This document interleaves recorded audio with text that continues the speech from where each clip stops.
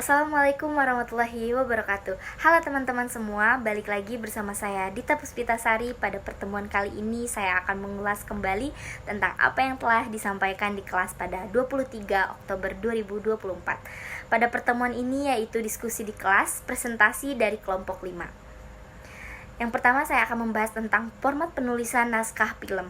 Penulisan naskah harus disusun secara profesional dan mudah dipahami semua kru produksi. Hal pertama yang dicantumkan adalah judul, nama penulis, dan versi naskah. Setiap adegan ditandai nomor lokasi dan waktu. Deskripsi aksi dibuat singkat untuk memberikan gambaran jelas tanpa detail berlebihan. Dialog ditulis dengan nama karakter yang dicetak kapital dan teks dialog di bawahnya. Instruksi khusus seperti intonasi suara disertakan dalam tanda kurung sebelum dialog dimulai. Catatan teknis tambahan dapat ditambahkan jika perlu, seperti sudut kamera atau efek suara. Format yang konsisten akan memudahkan kru memahami alur dan kebutuhan adegan. Selanjutnya ada logika bahasa dalam film. Logika bahasa dalam film adalah cara penggunaan bahasa yang terasa wajar dan sesuai dengan cerita, karakter, dan dunia yang ada dalam film. Bahasa yang digunakan harus mencerminkan latar waktu, tempat, dan sifat karakter, sehingga dialog dan percakapan terasa alami. Hal ini penting agar penonton bisa memahami dan merasa terhubung dengan cerita, karena bahasa yang dipakai mendukung keaslian dan konsistensi dunia yang digambarkan. Selanjutnya ada rasionalisasi data dalam film. Rasionalisasi data dalam film adalah proses menganalisis dan menyusun data yang terkumpul dalam produksi atau distribusi film agar lebih efisien, relevan, dan sesuai dengan kebutuhan kreatif serta bisnis. Ini dapat mencangkup berbagai aspek seperti analisis data penonton, evaluasi performa pemasaran, pemilihan genre yang sesuai, hingga pengaturan anggaran produksi dan distribusi. Pengumpulan data secara sistematis dalam bentuk penulisan, visual, dan wawancara membutuhkan metode terstruktur agar data yang diperoleh akurat dan relevan. Untuk data penulisan, pengumpulan dapat dilakukan melalui dokumentasi tertulis seperti artikel, buku, atau jurnal yang berkaitan dengan topik penelitian. Setiap data dari sumber tertulis dicatat secara rinci, termasuk tanggal, pengarang, dan ringkasan isi. Dan jika data diperoleh dari catatan lapangan, maka catatan tersebut perlu terperinci dan mencakup lokasi serta konteks saat pengumpulan. Pada data visual, pengambilan gambar atau video harus diperhatikan dengan cermat agar objek terlihat jelas dan relevan. Data visual ini kemudian dikatalogisasi dengan informasi lokasi, waktu, serta konteks pengambilan untuk memudahkan identifikasi dan analisis berdasarkan kategori tertentu.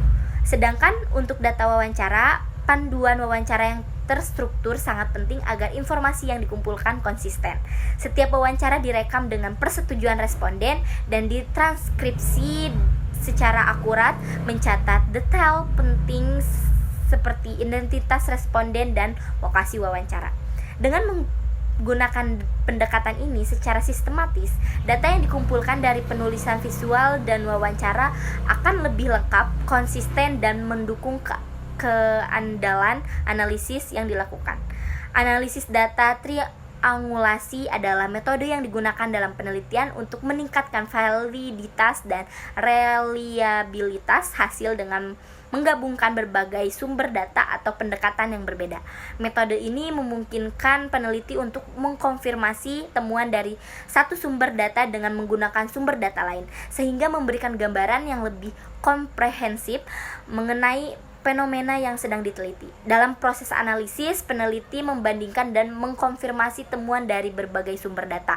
Misalnya, jika data dari wawancara menunjukkan bahwa suatu program sosial berhasil, peneliti dapat mencari data dari survei untuk memastikan konsistensi penilaian tersebut di antara kelompok yang lebih besar.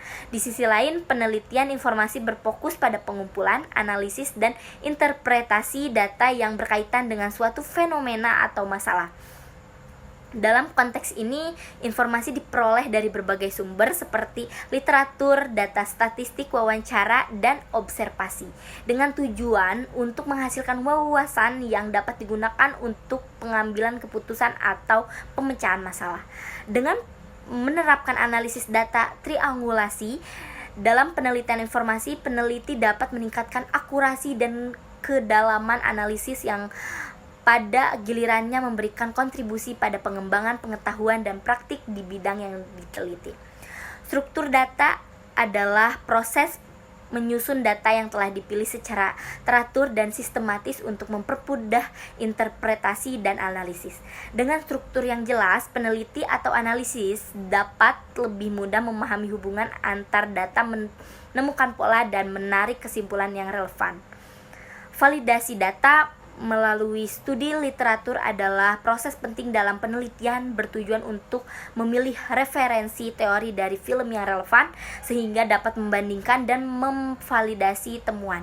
Dalam konteks ini, studi literatur dilakukan dengan cara mengumpulkan, menganalisis, dan mengevaluasi berbagai sumber yang berhubungan dengan topik yang diteliti.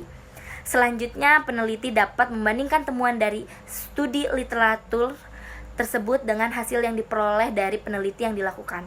Ini mencangkup mencari kesamaan atau perbedaan antara teori yang ada dengan data empiris yang telah dikumpulkan. Melalui proses ini, peneliti dapat mengkonfirmasi atau menantang temuan mereka serta memahami konteks yang lebih luas dari hasil penelitian. Dengan demikian, studi literatur berfungsi sebagai alat untuk mengintegrasikan dan memperkuat pemahaman tentang fenomena yang diteliti, memastikan bahwa hasil peneliti tidak hanya didasarkan pada data yang diperoleh, tetapi juga pada teori yang telah terbukti relevan dan valid di dalam bidang studi film. Selanjutnya ada kontribusi wawancara dalam pembuatan film. Wawancara memiliki kontribusi yang signifikan dalam pembuatan film, terutama dalam pengumpulan informasi yang penting untuk membangun narasi, mendalami karakter, menggali emosi, dan meningkatkan autentisitas dalam proses kreatif. Pertama, wawancara dapat digunakan untuk mengumpulkan informasi dari berbagai sumber seperti penulisan naskah, sutradara, aktor, atau bahkan orang-orang yang terlibat langsung dengan tema film. Informasi ini sangat berharga untuk menyusun alur cerita yang kuat dan relevan, serta membantu penulisan naskah memahami konteks yang lebih dalam tentang subjek yang diangkat dalam film.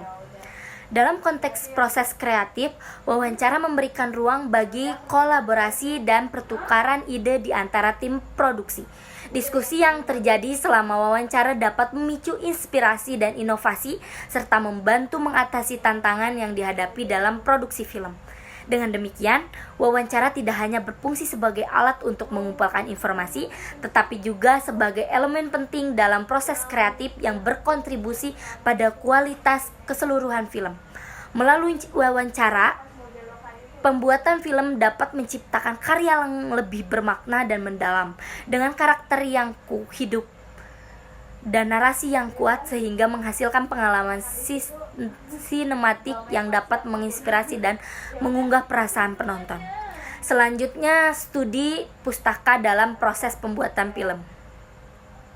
Studi pustaka memainkan peran penting dalam proses pembuatan film karena dapat memberikan dasar teori yang kuat dan wawancara yang mendalam tentang tema yang diangkat. Langkah pertama dalam studi pustaka adalah mencatat informasi dari berbagai literatur yang relevan, termasuk buku, artikel, jurnal, dan sumber-sumber lain yang membahas aspek-aspek penting terkait film yang sedang diproduksi. Proses ini membantu pembuatan film untuk mengumpulkan ide-ide dan perspektif yang dapat memperkaya narasi dan karakter dalam film. Sekian yang bisa saya sampaikan pada review materi kali ini, kurang lebihnya mohon maaf. Wassalamualaikum warahmatullahi wabarakatuh.